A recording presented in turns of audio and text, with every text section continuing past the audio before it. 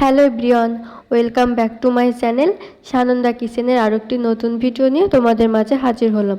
তো আজকে আমি তোমাদের সাথে জিভে জল আনার মতো একটি আম ভর্তা রেসিপি শেয়ার করব।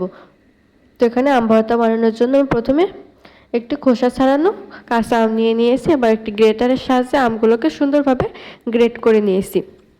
তো এই গ্রেট করা আমের ভিতরে আমি এবার দিয়ে দেব শুকনো লঙ্কার গুঁড়ো, পরিমাণ মতো লবণ আর স্বাদ মতো চিনি।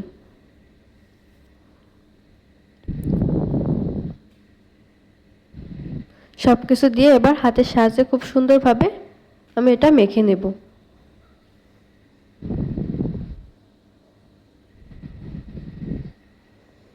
তো আমার আম ভর্তা বানানো হয়ে গেছে। আমার আম ভর্তা বানানো দেখে কার কার জিভে জল চলে আসছে অবশ্যই আমাকে কমেন্ট করে জানিয়ে যেও। আর আমার আজকের ভিডিওটা এ পর্যন্তই। তোমাদের আমার কাছ থেকে নতুন কোনো রেসিপি জানার থাকলে আমাকে কমেন্ট করে জানিও, আমি তোমাদের পছন্দ মতো রেসিপি দেওয়ার চেষ্টা করব। তো আজকের ভিডিওটা এখানেই শেষ করছি। সবাই অনেক অনেক ভালো থেকো। বাই।